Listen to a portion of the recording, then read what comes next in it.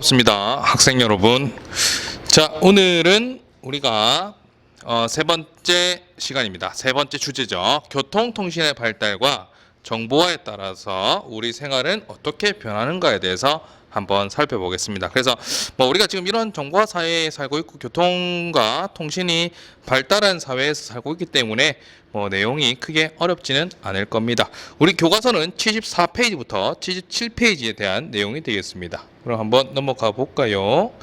자, 첫 번째 교통통신의 발달에 따른 변화를 네 가지로 책에 정리가 되어 있는데, 자, 먼저 책의 순서대로 해보겠습니다. 자, 교통과 통신이 발달하다 보니까 첫 번째, 우리의 일상생활의 범위가 어떻게 되더라? 확대가 되더라라는 겁니다. 자, 이동 시간과 이제 교통이 발달하면 이동 시간이 줄어들 수 있죠. 그리고 또 비용도 과거에 비하면 비행기 값도 과거에 비하면 지금 현재는 많이 저렴해졌죠. 그죠? 그러다 보니까 이동 가능한 거리가 무슨 현상이 나타났더라? 늘어나는 현상이 발생하더라. 이동 범위가 늘어났더라라는 거죠. 그래서 우리 책에 보게 되면 1950년도에 우리 처음으로 기차가 이제 대중적인 기차가 만들어졌던 게 이제 통일호가 있습니다. 통일호를 타면은 서울까지, 부산에서 서울까지 9시간이 걸렸는데, 무궁화호를 타게 되면서 6시간 40분으로 줄어들었고, 새마을호를 타면서는 이제 4시간 10분 만에 가게 됐습니다. 그러다가 2004년, 이것도 벌써 20년이 다 돼가네요. 고속철도가 만들어지면서 이제는 2시간 40분대로 서울에서 부산까지 왔다 갔다 할 수 있더라는 거죠. 갈 수 있더라는 거죠. 그러니까 교통이 발달하면서 시간도 훨씬 더 많이 줄어들었고, 물론 과거에 통일호를 타는 거는 되게 비쌌을 겁니다. 과거에. 그죠? 근데 고속철도 지금도 비싸지만 과거에 그런 새로운 교통수단이 등장했을 때보다는 가격이 상대적으로 저렴해졌다. 비용도 줄어들게 되더라. 그러니까 그만큼 우리가 서울, 부산을 쉽게 오갈 수 있더라라는 거죠. 그죠? 자, 그 다음에 두 번째, 대도시의 기능과 영향력이 주변 지역까지 확대가 되더라라는 거죠. 그러니까 대도시가 이렇게 대도시가 발달이 되어 있으면, 이 대도시를 오가는 사람들이 되게 많아지더라. 그래서 보니까 이거는 나중에 2학년에 한국 지리 가면 배울 수 있을 것 같은데, 보면은 교외 지역, 대도시로부터 떨어진 지역, 그 다음에 대도시의 영향권, 배후 농촌 지역이라고 해서 이 통근 가능권이라는 게 있습니다. 그러니까 보통은 1시간 내에서는 우리가 통근을 할 수 있다라고 보게 되는데, 그 통근하는 거리가 교통이 발달할수록 점점 더 멀어지겠죠. 그죠? 그러니까 예전에는 자동차 타고 1시간을 갈 수 있었던 거리라면, 이제는 KTX 타고도 1시간 갈 수 있는 거리라면 충분히 출퇴근은 가능하더라는 거죠. 그죠? 그렇기 때문에 대도시의 일일 생활권도 시간이 지나면, 즉 교통과 통신이 발달하게 되면 점점 더 멀어질 수 있다라는 거죠. 그죠? 그 다음에 또 누리소통망, 우리 한글로 누리소통망이라고 표현하는데 영어로 SNS죠.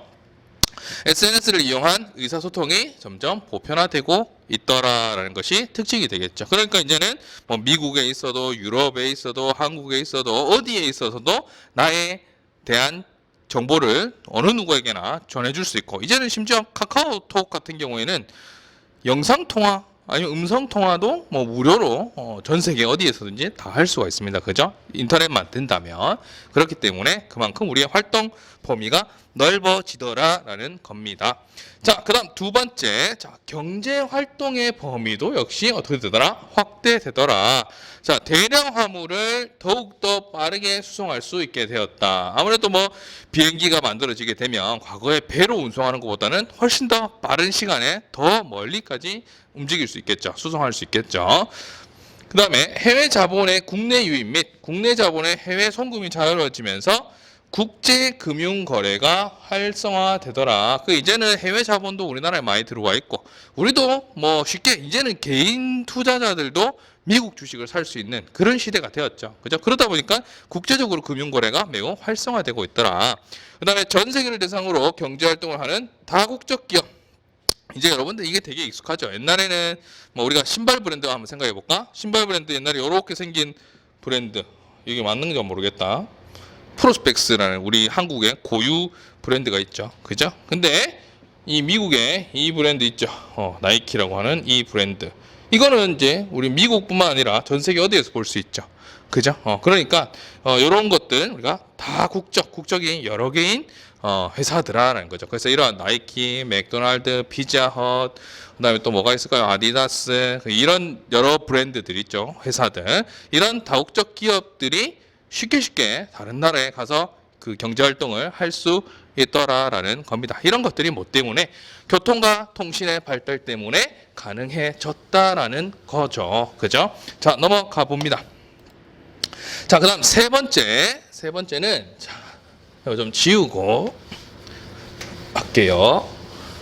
세 번째는 여가 공간도 뭐하더라? 여가 공간도 확대가 되더라. 그만큼 교통수단이 발달하게 되면 우리가 갈 수 있는 범위가 상대적으로 멀어지더라라는 거죠. 잘 지워지지가 않네요. 이게 새로 갖고 왔는데 지우개를.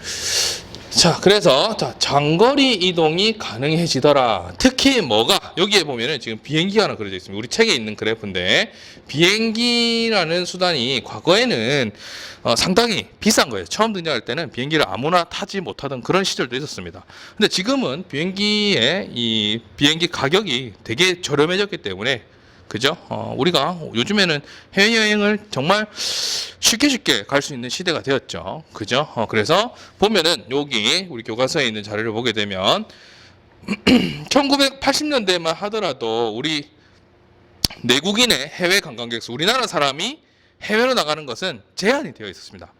국가로부터 허가를 받은 사람만 갈 수 있었는데 90년대 들어오게 되면서 해외여행의 자유화가 이제 시작이 되면서 폭발적으로 늘어나게 되고 배낭여행도 생기게 되고 그러면서 지금 이 주황색은 2천만 명에 육박하더라 2015년도에. 그리고 방한 외국인 수도 역시 2000년대 보게 되면 내국인 수 못지않게 이렇게 한 1,500만 정도가 우리나라에 여행을 오더라는 거죠. 그죠? 이런 것들도 뭐 과거에 배를 타고 왔다 갔다 했다면 숫자가 이렇게 많지 않을 텐데, 그죠? 이 비행기라는 운송 수단이 이제 저렴해지고 그 다음에 대중화가 되면서 이게 가능해졌다라는 겁니다. 자, 그 다음에 생태 환경에서도 변화가 있더라. 어떤 게 있느냐? 자, 예를 들어서 헬리콥터를 이용해서 우리 요즘에 산불 최근에 많이 일어났죠. 그죠? 그 산불을 진압하는 데 있어서 그냥 소방수들이 가가지고 소방관들이 가서 하기에는 너무 무리가 있죠. 그러니까 헬리콥터를 이용해서 넓은 면적에 물을 붓게 되면은 빨리 진화가 될 수 있죠. 그 다음에 또 GPS. 위치 확인 시스템이라고 하는 GPS를 이용해서 멸종위기 동물을 또 보호하기도 하더라. 그러니까 이제 멸종위기에 있으면 그 몸에다가 이 GPS를 심어놓고 걔네들이 움직임이라든지 아니면 걔네들이 뭐 어느 한 곳에 계속 멈춰 있더라. 그러면 걔네들을 한번 찾아가 보는 거죠. 그죠? 그런 식으로 해서 멸종위기에 있는 동물들도 관리할 수가 있더라라는 거죠. 자, 그 다음 넘어갑니다. 자, 이제 정보화에 따른 76페이지입니다. 변화는 어떤 것이 있을까? 뭐 이것도 우리가 지금 일상에서 겪고 있는 내용에 대해서 얘기를 할 건데, 이게 진짜 안 지네요. 자, 일상생활이 매우 뭐해지더라? 매우 편리해지고 또 안전해지더라라는 겁니다. 뭐 때문에? 정보화 세상 때문에. 그래서 요즘에는 사물 인터넷, 우리 IoT라고 얘기하는 사물 인터넷이 등장하게 되더라. 그래서 이제는 가전제품에도 인터넷이 지원이 되더라. 그래서 과거에 뭐 가스레인지 여기 이런 것도 이제 혹시 우리가 잘 차단을 안 해놓고 뭐 외출을 할 수 있겠죠. 그죠? 그런 것들도 밖에서 제어할 수 있고, 냉장고 역시 문을 열어놓고 뭐 가릴 일은 잘 없겠지만 그런 것들도 역시 제어할 수 있고, 뭐 TV 뭐 이런 것들도 다 제어할 수 있습니다. 밖에서. 그죠? 그러다 보니까 편리한 것도 있고 또 위험한 거에 대해서는 또 안전함을 또 가져다 줄 수 있죠. 그죠? 그리고 인터넷과 특히 우리 이 스마트폰, 모바일 기기가 등장하게 되면서는 이 편리성은 어마어마하게 많이 갖다 주게 되는 거죠. 그 다음에 근무 환경의 변화.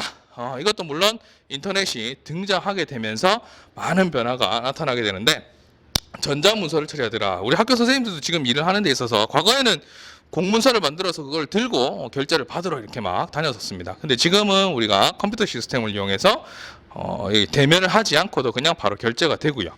그 다음에 최근에 이제 이거 우리 그 코로나 때문에 더욱더 많이 쓰이게 됐죠. 화상회의 같은 거, 우리 줌이라든지 구글 미트라든지 이런 것들을 활용해 가지고 이제는 언제 어디서나 우리가 그 일을 위해서 회의도 쉽게 할 수가 있더라. 우리 지금도 학교에서 선생님들 그 수업하는 영상이 집으로 이렇게 송출이 되기도 하죠. 그죠? 이런 것들이 가능해지더라. 그래서 업무의 효율성이 높아지는 것도 있고 또 원격 근무가 이제 활성화되는 것도 있더라. 오늘 뉴스에 보니까 네이버에서 지금 제2 사옥을 새로 건설을 했습니다. 이제 완공이 다 됐는데 이제 이 코로나가 끝나고 나니까 이제 많은 사원들이 재택근무를 원한다. 그래서 이게 네이버에서도 고민이다. 이런 기사가 나왔었는데 어쨌든 원격 근무가 활성화되면 그만큼 좀 편리는 하죠.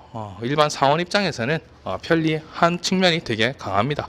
자, 그 다음에 또 다양한 인간관계가 형성이 되더라. 가상 공간에서 정보를 교류를 하고 개개인의 가치관을 공유한다. 특히 이제 SNS죠. 그죠? SNS에서 인스타그램에 나의 상황을 올리게 되면 그죠? 거기에 대해서 뭐 DM도 보내기도 하고 밑에 댓글도 달기도 하고 그러면서 서로가 왔다 갔다 공유가 되죠. 선생님도 역시 마찬가지. 여러분들 댓글 달게 되면 여러분들에다가 뭐 하트를 이렇게 붙여주기도 하죠. 그죠? 뭐 때로는 여러분들 밑에 댓글도 달아주기도 합니다. 그래서 그런 식으로 이런 가상 공간에서 이게 인간관계가 새롭게 또 형성이 되는 거죠. 그죠? 최근에는 이제 요거보다 더 진화한 게 메타버스. 그죠? 메타버스라는 이제 초현실 공간이죠. 그죠? 초현실 공간에서 이제 사람들과의 이런 대화도 또는 이런 일상도 공유가 되더라라는 겁니다. 그래서 언젠가는 내셔널 지그래픽도 메타버스에서 볼 수 있는 날이 있지 않을까요? 그죠? 자, 그 다음에 정치 참여의 기회가 확대가 되더라. 그래서 인터넷을 통해서 여론을 수렴할 수 있고, 요즘에 이런, 과거에는 이제 전화로 많이 했는데, 요즘에는 인터넷으로 하는 것도 되게 많습니다. 인터넷 조사도 많고, 또 홍보활동, 네이버 같은 거, 다음 같은 거 이렇게 보면은, 그 위에 창에 이 광고들 많이 뜨죠. 정치인들 특히 선거할 때 보면은 우리 지역에 맞도록 해서 그 광고들이 뜹니다. 그죠? 그 다음에 서명운동 이런 것들도 나타나게 돼서 이런 것들을 우리가 전자민주주의라고 얘기를 합니다. 이제 전자 이 시스템을 활용해 가지고 직접 내가 정치에 참여할 수 있다. 그러니까 직접 민주주의를 실현할 수 있다는 거죠. 이거를 통해서 인터넷을 통해서 그죠? 그러면서 그러한 거를 우리가 전자민주주의 그 다음에 또 직접 참여하기 때문에 직접 민주주의가 되기도 한다라는 특징이 있습니다. 자, 선생님 여기 오른쪽에 이게 지금 과거에 1965년에 발표한 미래 만화라고 해서 서기 2000년대의 생활 이모저모 해가지고 이게 인터넷에 이게 떠도는 사진이 있었습니다. 여러분들 지금 조명이 지금 가려서 잘 안 보이는가? 여기가 좀 잘려 있는 것 같죠. 그래서 이게 2000년대 생활 이모저모 이거 한번 찾아보면 이거 미래 만화 이런 거 찾아보면 있습니다. 보면은 앞으로 35년 후 우리 생활은 얼마나 달라질까라고 하면서 태양열을 이용하는 집. 이거는 지금 우리 지금 실현되고 있습니다. 그죠? 그다음에 전파 신문. 그래서 이제 코드 없이 이제 TV에 뉴스가 나오는 모습을 이렇게 보는데 우리 지금 스마트폰에 있는 그 뉴스 이런 것들 같은 경우는 진짜 말 그대로 선 없이 들어오는 거죠. 그죠? 그 다음에 또 컴퓨터의 도움으로 뭐 문제를 또 풀고 있고요. 여기 뭐 이제는 스마트폰으로 우리 풀고 있죠. 그 다음에 공해가 없는 전기자동차. 이제 지금 전기자동차 지금 점점 대중화되고 있습니다. 청소 따위는 제가 하죠. 로봇 청소기. 지금 우리 집에 속속 들어오고 있죠. 그죠? 그 다음에 움직이는 도로. 이게 우리 인천공항이나 이런 데 가보게 되면 수서역이나 이런 데 가보게 되면 그 밑에 그 뭐라 그러죠? 우리 걸어가는데 신세계 백화점에 있던데 그 걸어가는데 그 에스컬레이터처럼 이렇게 레일을 깔아놨죠. 갑자기 지금 용어가 생각이 안 나네요. 그런 것도 있고요. 그 다음에 소형 TV 전화기 우리 스마트폰이면 다 해결됩니다. 그죠? 그리고 집에서 치료를 받고 최근 이 코로나 때문에 원격 진료에 대한 얘기가 나와 있습니다. 그죠? 공부도 집에서 여러분들 지금 코로나 겪은 친구들은 집에서 공부도 했죠. 그리고 오늘 메뉴는 부엌에서 오늘 메뉴는 하면서 컴퓨터에다가 얘기를 하는데 요즘에 그 냉장고에 보게 되면 이런 기능이 달려 있는 냉장고도 있죠. 그죠? 이 뭐 레시피를 알려준다거나 그다음 냉장고에 안에 들어있는 물건의 상태를 알려준다거나 뭐 이런 냉장고도 등장하게 됐습니다. 그래서 여기서 보면 지금 실행이 안 되는 게 달나라로 수행여행 가는 거 요거 빼고는 지금 다 현실이 되었습니다. 그죠? 1965년에 이러한 얘기를 했는데 지금 2020년쯤 되니까 대부분 실행을 하고 있다는 것을 확인할 수가 있겠죠. 자, 이렇게 해서 우리 76페이지까지의 내용 정리를 다 했고요. 이제 학교에 오게 되면은 77페이지에 대한 내용과 그다음에 선생님이 그 인스타그램을 이제 작성을 해서 여러분들이 그 과제를 제출하게 되면 되는 그런 수업을 지금 생각을 하고 있습니다. 그래서 여러분들 이 수업 잘 듣고 정리를 해서 학교로 오면은 역시 여러분들의 그런 의미 있는 경험을 학습에서 제공하고자 선생님이 여러 가지 활동을 기획하고 있으니까 여러분들 요거 영상 잘 보고 혹시 또 주변에 있는 친구들 있으면 이거 구독, 좋아요 얘기하면서 그죠? 반드시 구독해줘야 됩니다. 혹시 지금 아직까지 안 하는 사람 있는 것 같아. 그래서 좀 홍보도 좀 하고 또 다른 학교 친구들도 들어도 됩니다. 그렇게 해서 여러분들 잘 학습을 해서 학교로 오면 좋겠습니다. 자, 오늘 수업은 여기서 마치도록 하겠습니다. 수고하셨습니다.